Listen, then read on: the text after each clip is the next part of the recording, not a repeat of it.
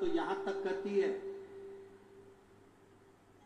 आपके पास में श्राद्ध करने के लिए कुछ भी नहीं है।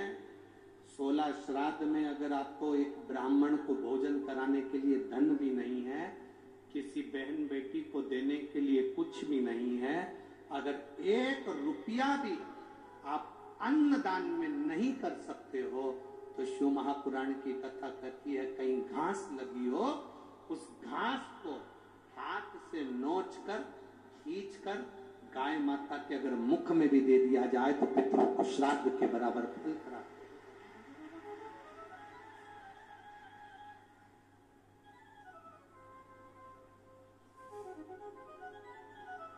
एक शंकर की भक्ति का फल जीवन का एक सुख देने वाला होता है, एक आनंद देने वाला।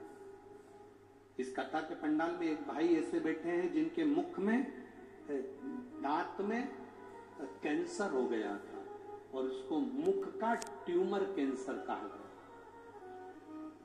कहीं बैठे हैं,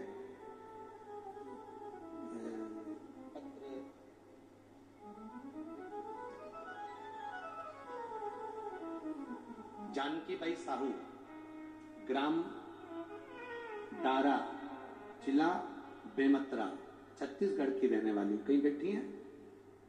अगर कहीं बैठी हो तो हाथ हिला सकती हैं। आप ही हैं? दोनों हाथ हिला दो एक बार।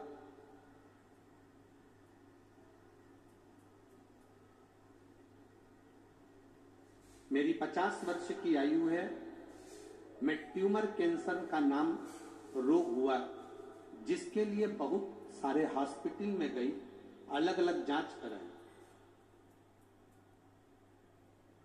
आप लोगों से निवेदन है, आप लोग हाथ ना हिलाइए। कैमरे वाले अगर कैमरा दिखाते हैं तो केवल जो खड़े हैं उन पर उनका फोकस रहे। बहुत सारे हॉस्पिटल में गई, अलग अलग जांच कराई, जिसमें मुझे कैंसर, मानसा ट्यूमर, इतना भयंकर बीमारी थी गुरुदेव। मेरे मुंह को खोलती थी तो कम से कम 2 कप भरकर खून निकल जाए, इतना रोज बस मुंह को खोलती थी और खून टपकना प्रारंभ हो जाता था।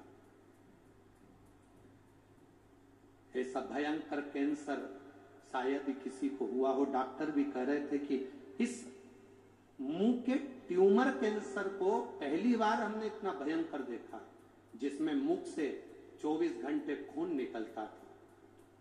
जीभ के ऊपर हिस्सा, दांत के पास का हिस्सा पूरा सड़ चुका था, जिसमें से खून बहता था।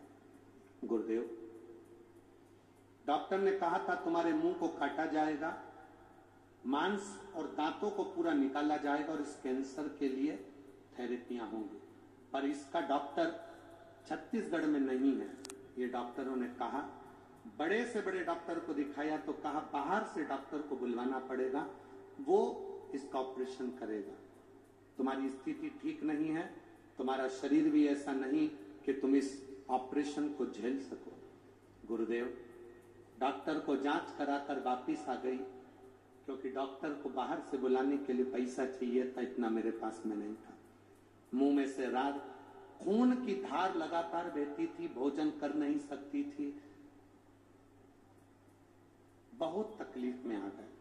उसके बाद एक दिन टीवी पर चैनल बदलते बदलते कथा आ गई, जिसमें आपने पशुपति व्रत के बारे में कहा और 1 लोटा जल और 1 बेलपत्री, शंकर भगवान के पास में जहां बैठते हो बेलपत्री